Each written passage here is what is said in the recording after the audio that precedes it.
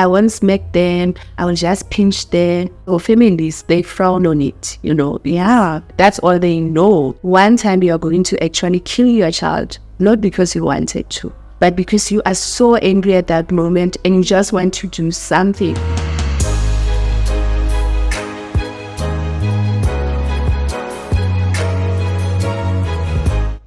Hey mamas, welcome back to the Whole Mama Show. I'm your host, Aisha Riley, and we're revealing the untold stories of motherhood. So, how many of you were hit or spanked as a child? And how many of you feel like it wasn't such a big deal? You turned out okay anyways, or the opposite, that it has stayed with you until today?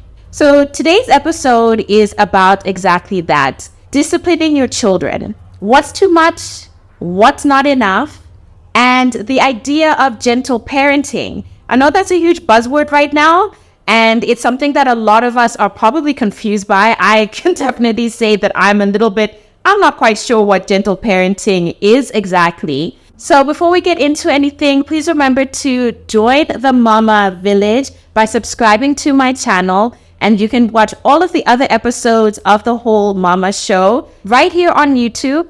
And you can listen to the audio version on any podcast player. And today's mama guest is sharing her story on how she used to resort to physical discipline with her firstborn until she felt like, you know what, this isn't working for us. You're not the only mama challenged by gentle parenting. Joey Dlamini is a social worker, mother, content creator, wife, friend, and a whole author of her own book. This is her story. All right. Hi, Joey. Hi. I am so happy that Joey has joined me on the Whole Mama couch today. I have been following Joey for, I don't know how long, a few years now, at least from 2020. And Joey is always sharing such great gems about motherhood, about like self-acceptance, and just being a woman in general. So she's here with me today to share her journey in motherhood. So for the benefit of my listeners and my watchers, please can you share a little bit about who is Joey and who calls you mama? So, who calls me mama? It's Ogi, 16-year-old, Siamo 10, and Asa 4 years. I've got a lot of kids, I may say. I'm a qualified social worker, I'm a content creator, I'm an author, and a wife, and a mom, and a sister. I'm someone who believes in the goodness of people. So my message is usually about that. Yeah. A whole author. That's what, for me, I'm like, look, it's great. Obviously, you're a mom and you're a wife. I love the whole author thing. Can you tell us a little bit more about what have you written? I've written the Teen Top 25 Foundational Life Lessons for a Thriving Journey to Adulthood.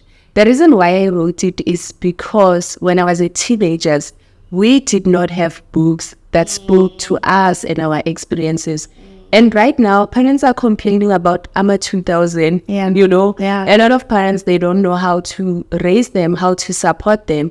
And the kids are complaining about their parents that they do not understand them. So I just wanted a resource that parents and their kids, they can use together. Yeah, here is it. So these are the 25 lessons I wish I would have been taught before I became an adult. Like one example, the issue of purpose.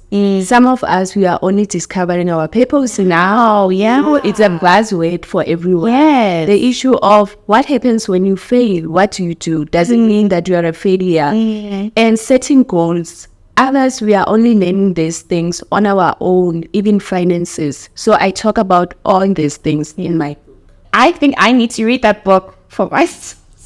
Please, I actually recommend it because a lot of us, we are also unlearning. Yeah. So this book, it actually helps you as a parent to start the unlearning process so that when your kids become teenagers, you are already ready. And these lessons, they don't apply to teenagers. Yeah. They apply to your kids throughout the different stages. Because we are teaching them all these things one way or another. So where do we get this book from? You can get it directly from me. Yeah. You can DM me or from my website, Okay. or you can buy it on Amazon. I would like to know, how did you become a mom? Can you share a little bit of that journey? Okay. So I had my first child when I was 23 years old. And looking back at it, we had no business wanting a child. The reason why, it was that thing, you start dating. Yeah. Next thing, the automatic things that we must have a child. Because I remember before I fell pregnant, we tried so many times. And I wouldn't fall pregnant for some weird reason. Yeah. I had so many tests. But now that I have my kids, I realized that there was no reason. I was only 23. I just finished graduating from varsity. I just started working. Habi was trying to build his business. So we were not really stable. Yeah. We were staying with my in-laws. That's how unstable we were. But still, with all those things going on, we felt that we wanted a child. And I think it's the pressure from society and the expectation that when you are together, you are in love, you're supposed to have a child. Yeah. But when I look at it, we were not ready for that child. We didn't think about that child, that why are we bringing this child here? It was more about us.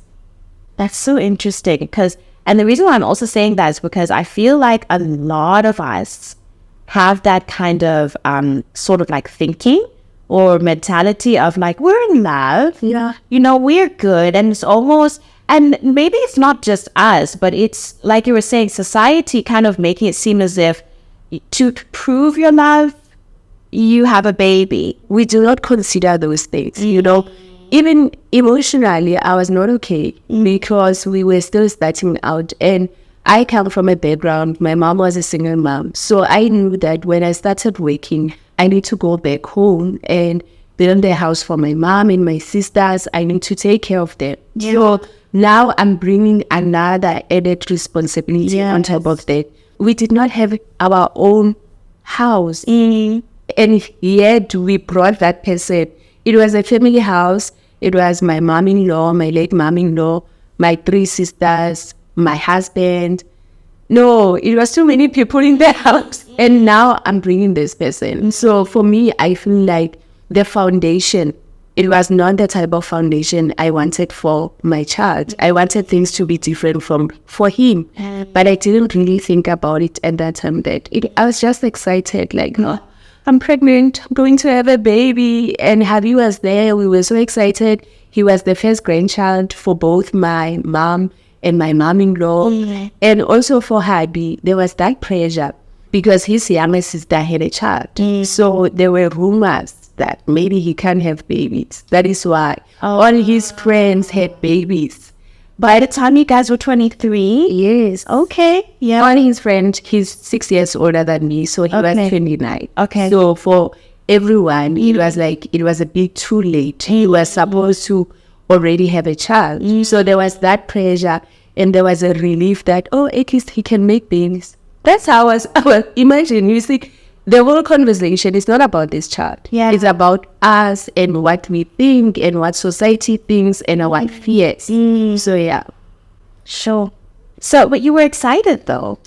Yeah. You were pregnant? How did that go? I was pregnancy. I was very excited, but I was vomiting literally every day until the last day I gave birth. Yeah. Besides the vomiting, I was okay. I was able to eat. We were all excited. I had great support. My mother-in-law, she was there. My mom.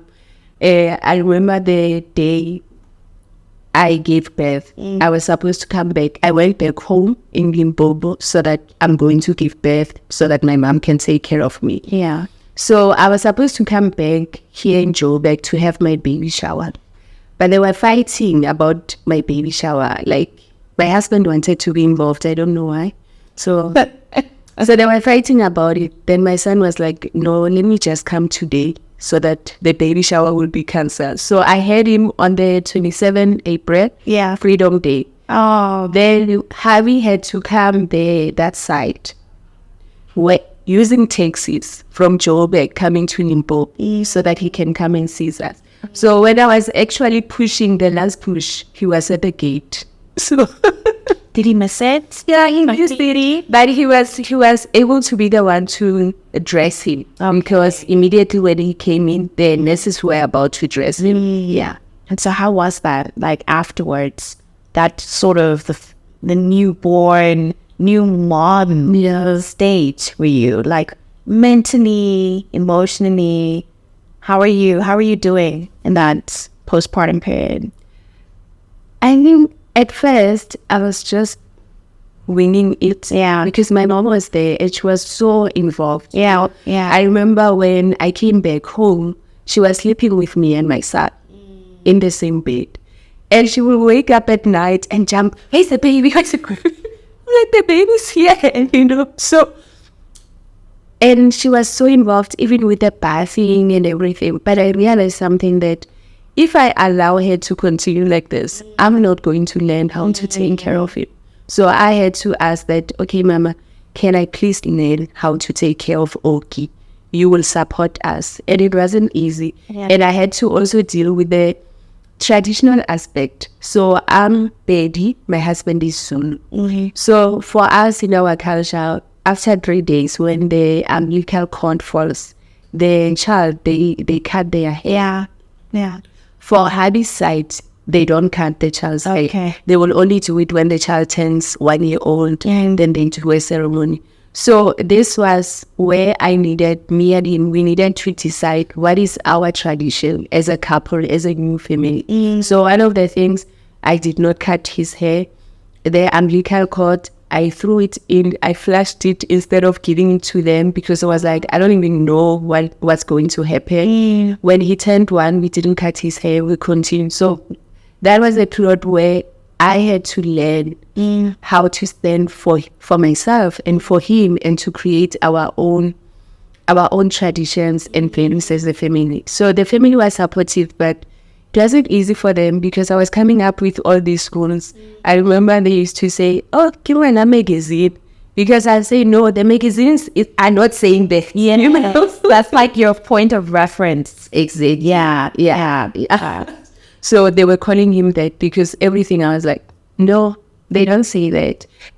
One of the things, they wanted me to feed him before 3 months. I'm like, no, I'm going to breastfeed him. Feed him what? Porridge, like civil, A lot of people do that, So I don't know. He's not going to be full with breast milk alone. I'm like, no, but the magazines are saying it's enough.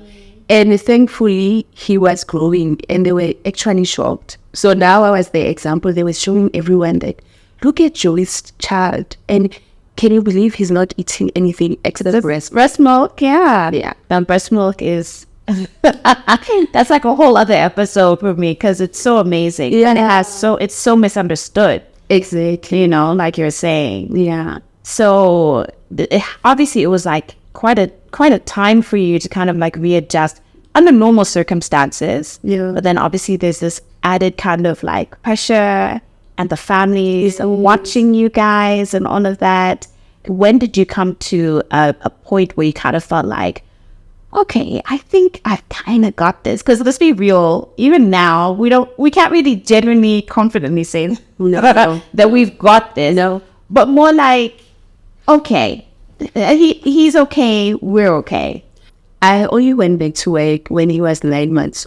Oh, wow. Yeah, that was so amazing. I'm so grateful. Yeah, that was so amazing. So I was applying because my contract ended when I was 7 months pregnant. Okay, yeah. So then I went back home. So I only went back to work when he was 9 months. And that's when I was feeling like, okay, I'm more comfortable. He is like a real human being now. He can eat. I can leave him with other people. Because at the beginning, he was my bank. Yeah. I was going everywhere with it. Some of the things I changed when I had my second born. Yeah. I think all of us did. Because like the first one, it's like they live in this like almost like protective bubble. Yeah. And like you're saying, like to the book, it's like, and then the second one is like, okay. And now, like for me with Maya being the third born, I'm like, yeah, that's fine. No, I get you. Okay. She'll live. It's fine. I fully am. Yeah. I think it's very similar. So what would you say has been the most challenging part of your motherhood journey? I think disciplining them. Disciplining. Yeah.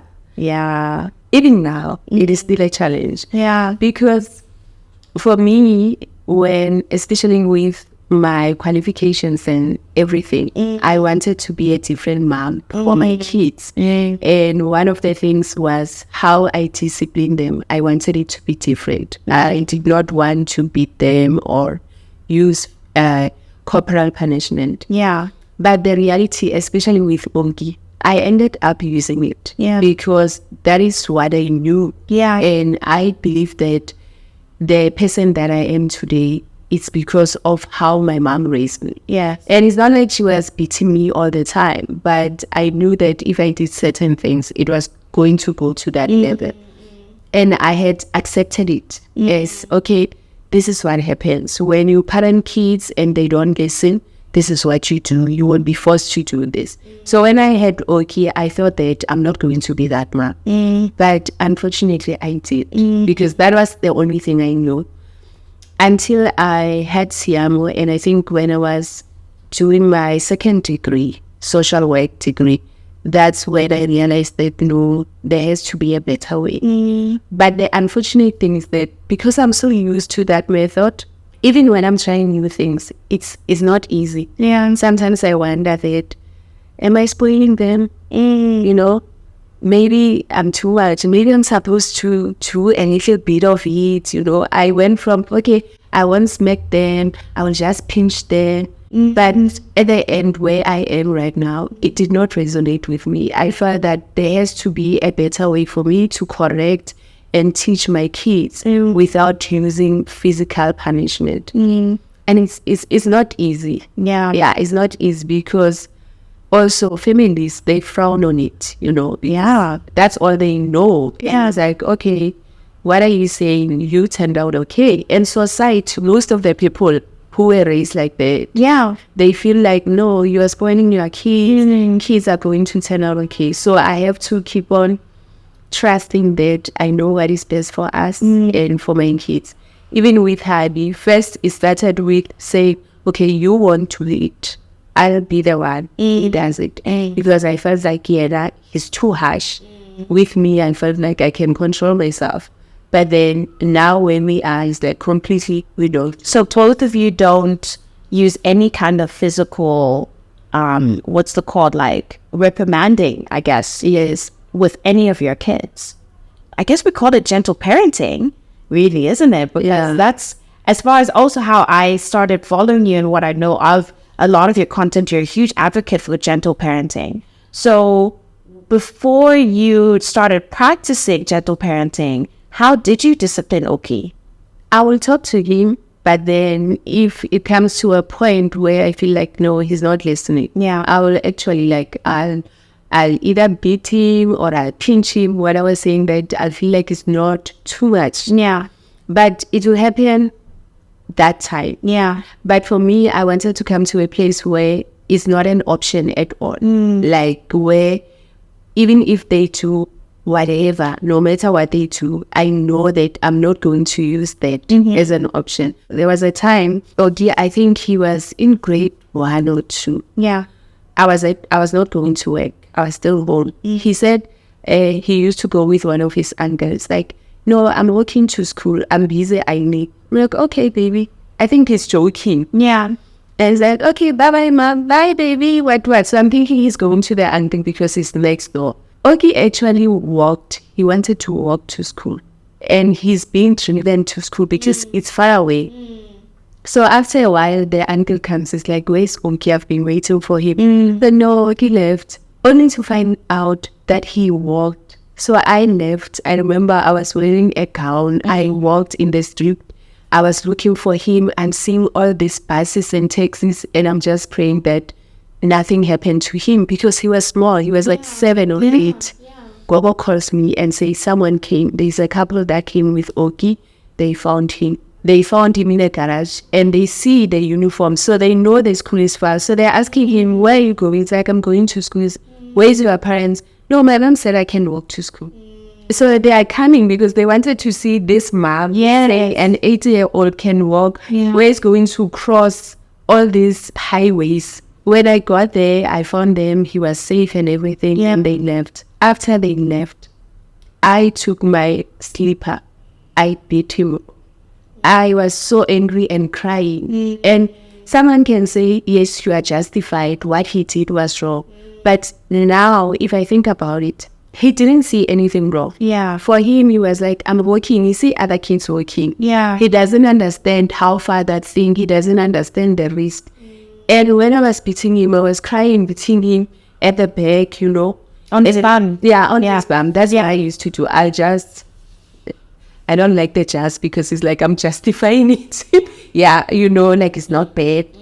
Yeah, on his bum. Then I started crying and everything, and I called Tabby because he was not around. So those kind of things. And you get angry at that moment. That was my other reason why we stopped. Because I said, one time you are going to actually kill your child, not because you wanted to, but because you are so angry at that moment and you just want to do something. Like you will literally shake your child and maybe they fall. Or sometimes those are the things we saw growing up. You take a thing, an object, and you throw them with it. Because when you are angry, you want to inflict pain. Whatever you find, you are going to use it. And I was talking to Hani that I don't want to go to court and defend you or Onki and have to choose between the two of you because of this.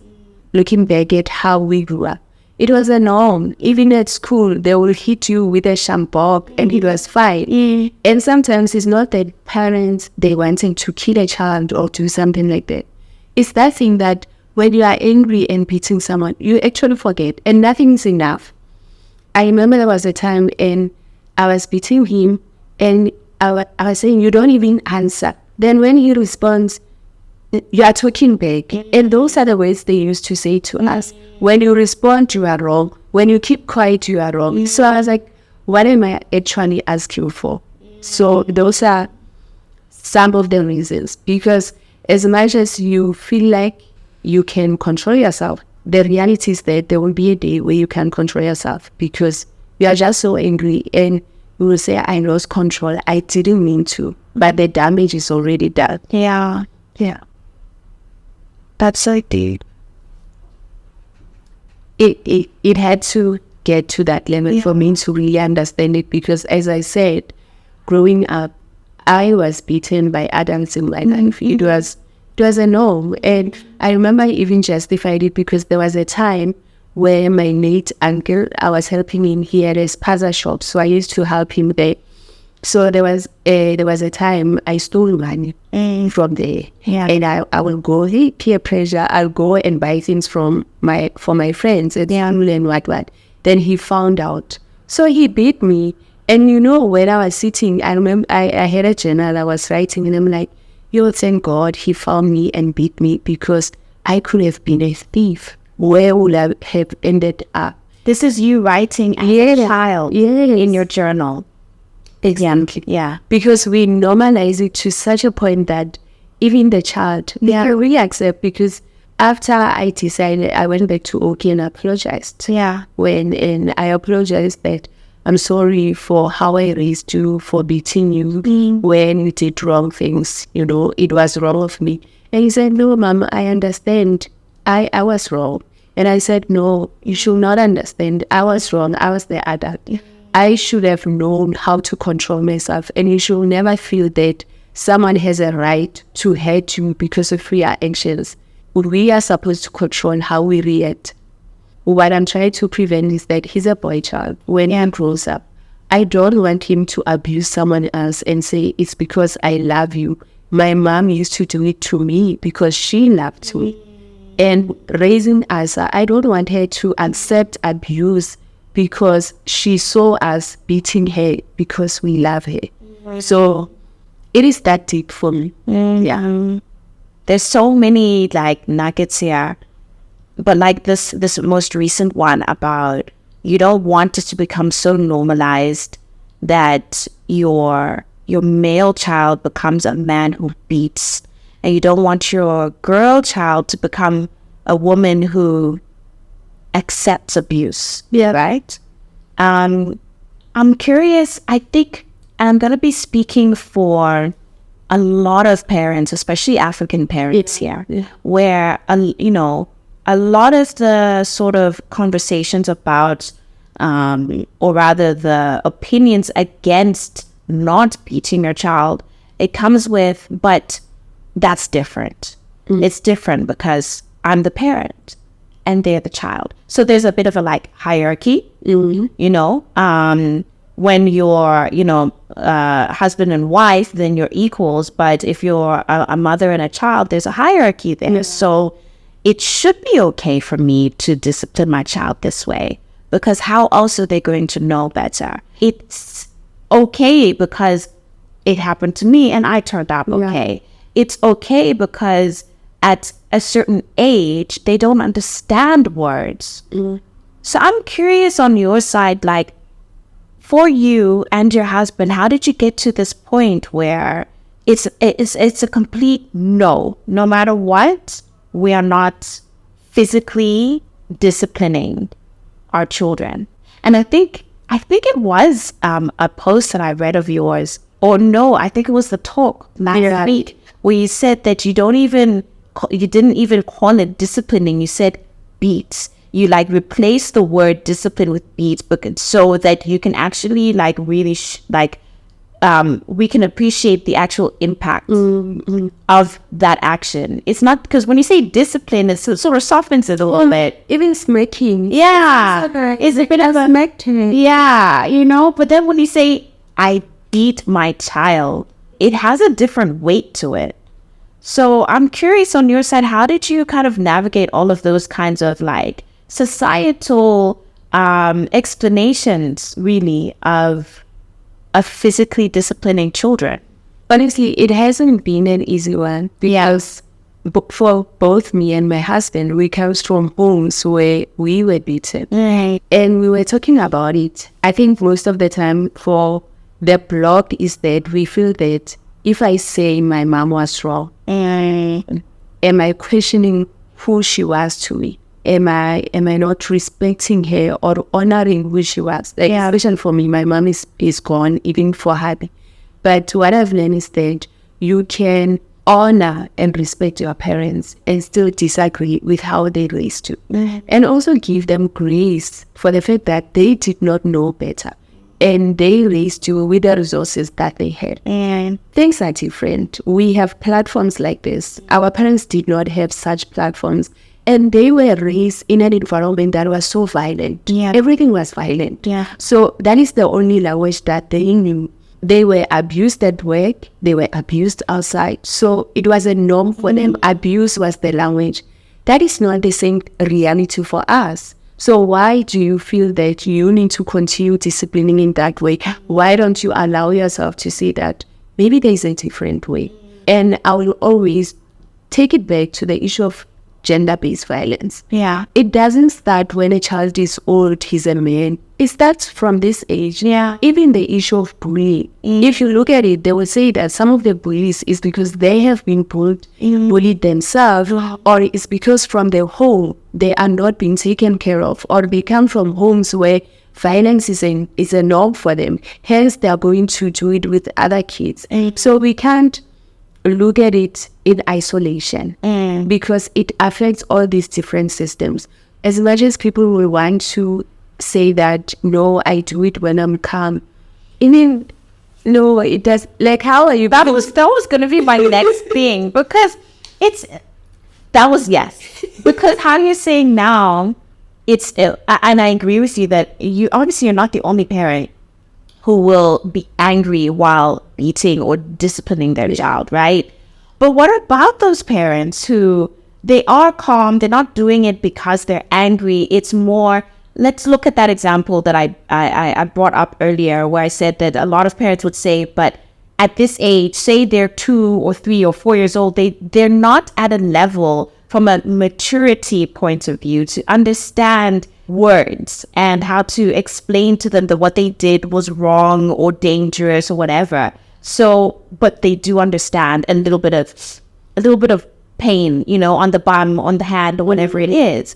A friend of mine actually asked me one time, if it's a child, because they don't understand words and all these things. So, but And I said the fact that we are comfortable with it.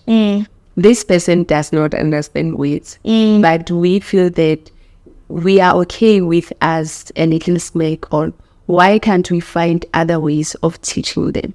And I think that is why we have people who will try time out. Yeah. You know? Yeah. We have people who will maybe take away that thing from us. My issue is that we have normalized violence so much that we are okay even with saying this person can understand, but they are going to understand this. They are going to understand me as making them at the back.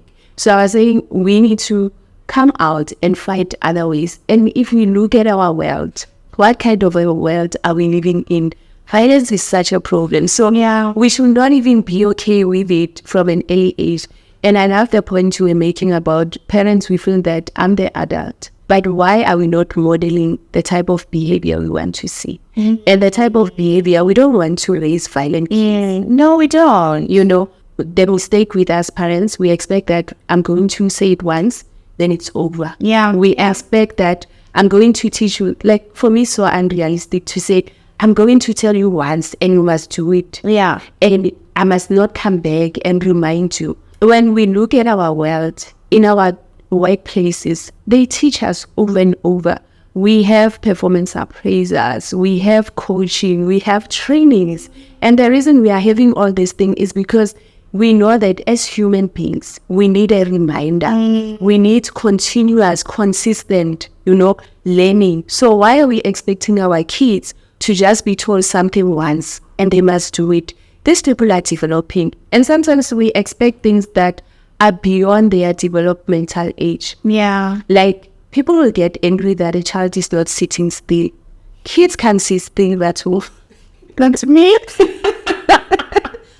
That's me. Like at the dinner table, like, can you just sit on your bum? Like, It's not easy. It's easy for us because we are adults. Yeah. But for them, it is not an easy thing to just sit like this. So I'm curious. Yeah. Because I love some advice. Yeah. On my side, and I know that a lot of people listening and watching today, they can say that they practice gentle parenting, right? And I say gentle parenting very sort of like broadly because I feel like I haven't really found a sort of, definitive definition of what gentle parenting is. Some blogs say this, some articles say that, some content creators say this. And so it's, for me, I find it quite overwhelming as a parent. And honestly, the things that I've come across, I also feel like it's not very realistic.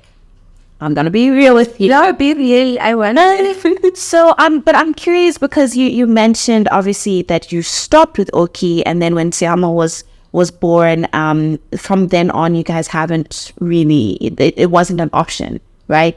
But it's hard. Very. So from like your experience, what is working? What do you feel like is working? Putting aside the thought of, am I spoiling my kids? Because we don't know how they're going to end. Yeah. We don't know how any of our kids are going to end, right? Whether they're disciplined physically or not, or whatever.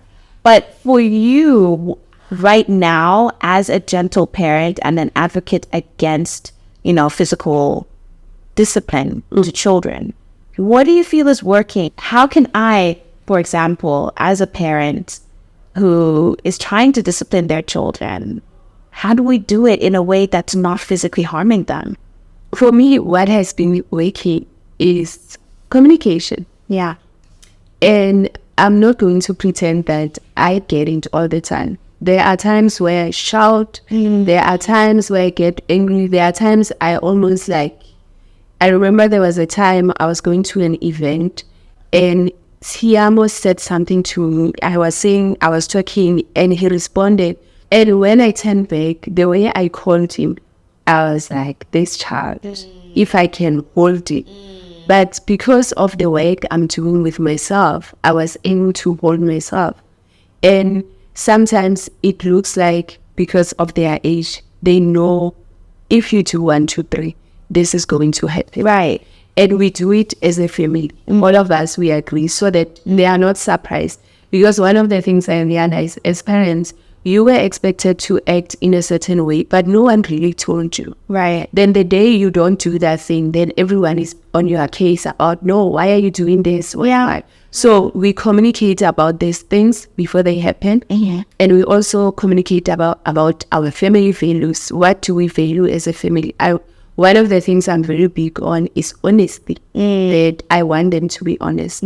But that also required me to work on how I react to their honesty. Example, if my child breaks a cup, I want them to be able to say, Mama, I broke a cup, instead of throwing it away without showing me. Right. But then it means when they break a cup, can't say, you see, you're breaking everything. And because some of us will react like that. As if the child wanted to break the cup. Right. Or like they intentionally wanted to. So we had to come up with the rules.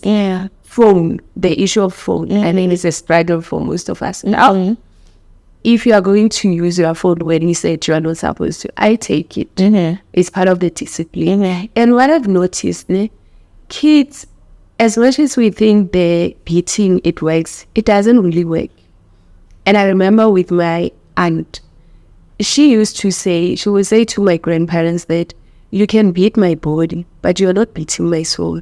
And you know what? Tomorrow she will go back and do whatever they were beating her for. Or she will stop for a week and she starts again, because they were now changing how she thinks. It was just a temporary solution. And if we are all honest, it is just a temporary solution.